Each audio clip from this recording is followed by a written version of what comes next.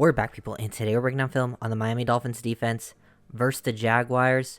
I would say you got to take this game sort of with a grain of salt because really the Jaguars are just running the ball down the starting defense's throat, but that was where they didn't have the starters at. No Wilkins, no Sealer, their best two run defenders, and I think that changes, things dramatically going into the regular season because they truly dominate versus the run. And the Dolphins play a lot of light boxes with Fangio, so stopping the run is very important. And then that opened up like the quick passing game for the Jaguars. It was pretty much just dink and dunking. The Dolphins defense just bending the whole time. They didn't break on the first drive, getting that Holland forced fumble, which I'm definitely going to break down. Very impressed with that play. But just a lot of getting picked apart. Usually in the coverage, it was like everyone else was in really good position, and then one guy would be slightly out of position, and Trevor Lawrence makes a good read, get the ball out quickly. Not going to break down really any plays on the first drive besides the Holland fumble, but we'll see how they got down there. It was just a lot of nice executed plays, not really any big chunk plays, crazy plays to see on the field. The defensive line was basically Raekwon Davis, who will, play a decent amount, but everyone else was either guys who won't make the team or be third stringers on the team, potentially like one of the last people to make the 53-man roster. And overall, it's hard to really get a grasp on how that starting defense is going to look in the regular season. Plus, Fangio was calling very basic concepts, not doing anything too crazy. So that's another thing to really think about when it comes to this defense. Holland played pretty well. The secondary, I like what I saw overall from Kader Kohu. I'll get into Igbenogany. I don't think he should be a starter. He ends up, doing some decent stuff, being in the right position, but he just didn't finish. Even some plays where he wasn't in position. We didn't really get to see too much from the edge defenders like Phillips and Chubb. There wasn't really many opportunities to truly pass rush. When they did pass, it was either roll out, play action stuff, or just one-step drops, get the ball out quickly. And the linebackers, I think Baker, Long, they played decently. Just, I think, behind the defensive line, like second, third stringers, guys who won't make the team, it's a lot harder to judge them. And then safety play, I liked what I saw out of, Deshaun Elliott, Verone McKinley coming in later too. I'll probably have a video on McKinley later in the week. Was impressed there. Also, shout out Zach Sealer for getting that contract extension. He definitely deserves it. I also would like to see Wilkins get one as well.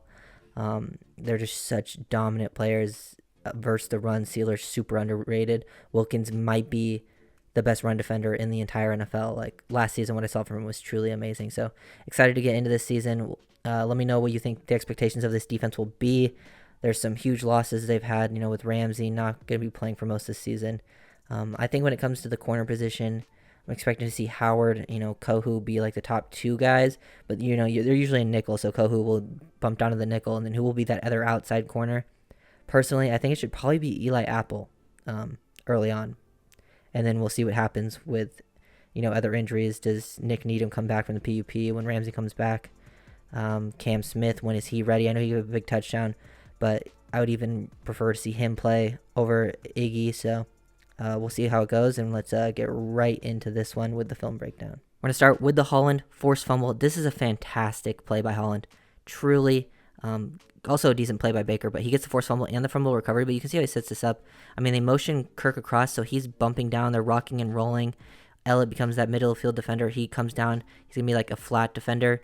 But then he identifies run, and he takes on the block from Kirk. He gets the outside leverage. He's like the force guy. He wants to force it back inside to help.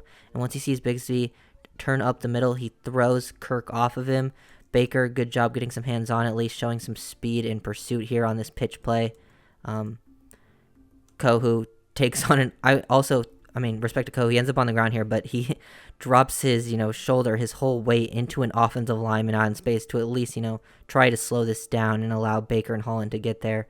And Holland strips the ball out, has, the awareness, the instincts to get onto it in the end zone. He really flipped the momentum of that drive right there, and I think was at least important for the defense's confidence going into the season, specifically the starters, but this whole team is going to look vastly different going into the season, just because being able to stop the run changes everything, especially when it comes to coverages, because they will have a lot more numbers and coverages than you usually see, and we'll see how it plays out when Fangio really goes into his bag. See some quarters. This is actually pretty well executed down the field, but they just kind of leave Etienne open down in the flat. There ends up being a holding call. Phillips, draws the holding right here, trying to shoot to the inside, and then he gets hooked around the edge there. So good play by Phillips. The DBs at the top here didn't really have to do much because the tight ends stayed in to block. So we get to see heads-up plays from Holland, Howard, McKinley as well. McKinley, I think Riley is the one, because Riley should be a curl flat defender in the quarters coverage here, but he decides to carry the number 2, which I think, he doesn't expect the running back, because the running back's not to like his side in a shotgun, he's behind the center, so he's just not thinking and ends up carrying the number 2 a little too far down the field, even though he doesn't have to do that because they can bracket this. McKinley does a really good job finding the number 2 so he can get over the top, take away that post over the middle if that's what's going to happen, and then Holland has the outside part of it, so they have that bracketed off well. The only reason Holland breaks is because the ball's already thrown. Howard could have probably played a little bit better, but he spins out of it, at least puts himself into a position to where if it was thrown, he had a chance to make a play. But Riley takes himself out of this play, and they get this easy completion down to the fly. It's just usually one player making a mistake. I mean, Duke Riley isn't a starter, so he won't see too much playing time unless injuries happen. But these types of things you got to clean up going into the season. On that first drive, a lot of these, undrafted guys like Bronson really struggled. Peely struggled a bit as well. I mean, a lot of them weren't looking too great. Even Raekwon Davis. Some of those bodies out there weren't looking too good versus starters. And obviously, I would have liked to see them play with some other starters next to them on the defensive line, which, they didn't really get a chance. It was just all undrafted guys versus all offensive starters. But here you got to give them some credit. They both make a good play here to stop this run. Everyone else does a good job of filling up as well. Bradley Chubb getting down, constricting the run lane. Same with Duke Riley scraping over the top, identifying this split zone tight end. So Peely gets control of that offensive lineman, tosses him out of the way. He really wins this rep and is like the biggest dominator on this play because he forces ETN to this sort of, wreck of a play over here, just pure chaos. And then Bronson's able to get off too and then make that tackle with the help of Riley. And Peely was the one who really dominated his rep, which is nice to see versus a starting offensive lineman because I've been a fan of Peely. We've only really got to see him go against backups. And then on that first drive, I wasn't expecting him to go out there and play that well, honestly, versus the starters early on. And I wouldn't say he was the biggest reason they were running all over them. So it was at least nice to see him come out and then make a play like this on the second drive. I don't know if he makes 53. We'll have to see. I'm excited to see how the cut downs play out over the next couple of days, especially because even though the initial 53 doesn't mean it's going to be the final, they might pick up some guys too. Things happen with the practice squad, and there's different rules with veterans and younger guys, so things could play out a little bit differently. So it's not going to be like the final roster right away, even though that's when the deadline on this on Tuesday. Here's a 3rd and 6. Dolphins go quarters. They actually match up pretty well here. Everywhere else, Iggy just gets a little bit too much depth. You can just see the difference between Iggy and Howard on this play. Like, they both give up a little bit of separation, but just look at Howard at the top of the screen. He kind of sits on this, right? He only gains a little bit of depth and then sort of sits. He's reading Ridley, knows he's going to break, and then gets physical with him at the top of the route, and then Ridley gets like a nice little push off to create separation late, but the ball was already out. But you can see Iggy just gets in his back pedal and gains a lot of depth and just gives a nice, easy pitch and catch. Lawrence just misses, or Zay Jones and him just aren't on the same page. Pretty good coverage here by Kohu in the slot, and Kirk too, matching up very well there. Safeties didn't have to do too much. And then Ethan Bonner, who hadn't played all preseason because of injuries, got to come up here and match versus Ingram and did a decent job. And then we'll get to the next play, the 4th down, where I think, there's just puts Kohu in a very difficult position, and we'll show you that right now. 4th down, they motion over here to this bunch. The Jaguars do this a bunch, and they do this a bunch, no pun intended. And you could see Kohu trying to communicate. Once they get into this bunch, you got to have one guy get downhill. They're all matched up. They're playing quarters here, but they're in match coverage.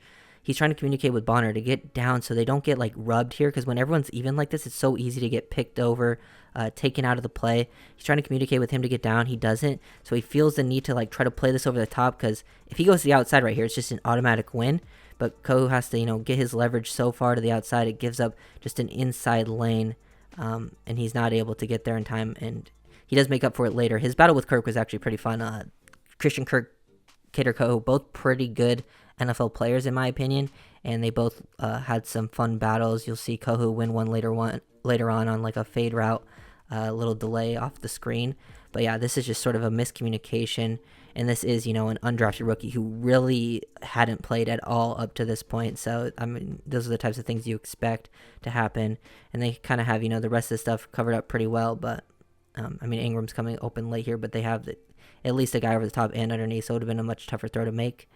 And, just a miscommunication. You see Ko is a little mad about it on that play. Sometimes they just were not stopping the run super well in this game. I mean, they had some plays where they at least stopped it for just a couple yards. But here, not tackling well. Just up the middle, they were struggling the whole game, which made sense with their personnel that was in there.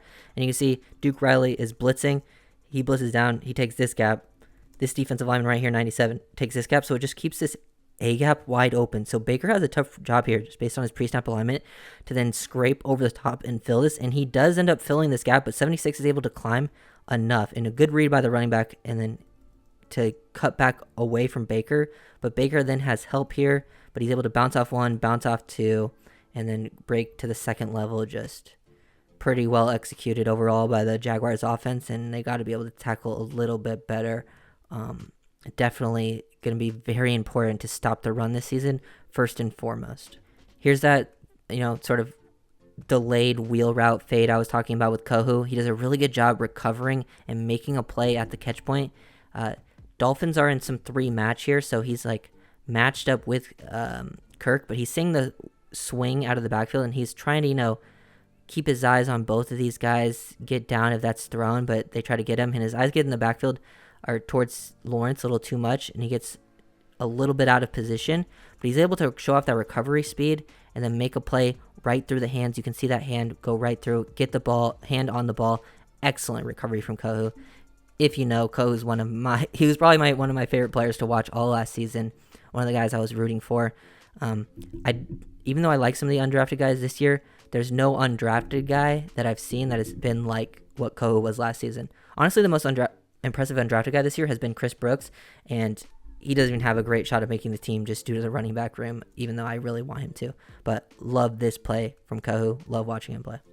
And then the big completion to Calvin Ridley.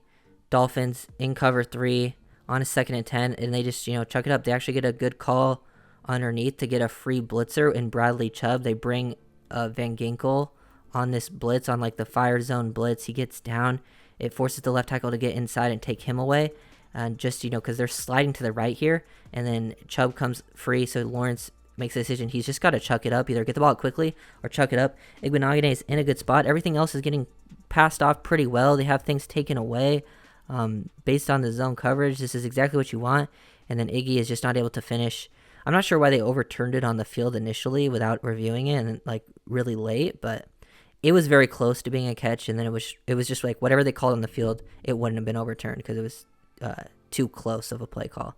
But yeah, it was a good call by the defense to get exactly what they want, but Igbenogany struggling to finish. He does look better overall than he has in the past, but that's not saying too much. I still, I wouldn't cut him because they definitely need bodies back there, and he's better than some of the undrafted guys, at least being in the right position. He's just got to do better at finishing. Also, just great play by Calvin Ridley.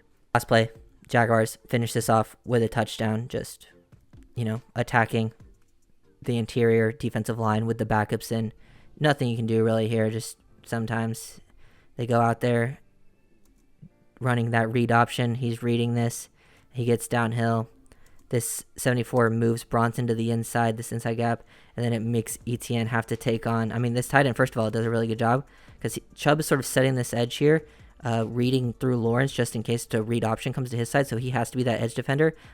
Tight end, and it forces Igbenogany one-on-one to come down in the hole, and tight end does a really good job of getting his body coming off of it and then getting to Igbenogany and taking him out of the play. So high-level play by that tight end. Defensive line kind of gets ruined. Baker fills his gap initially, like right here. They all do their job. Just Bronson gets out of position, and it forces Igbenogany to fail, and then really good job by the tight end to block, as I was saying earlier. But, yeah. So, I'm not completely worried because it's the preseason. The results don't really matter, and most of the process of these plays came down to just minor mistakes by one person, which I think are things that could be fixed.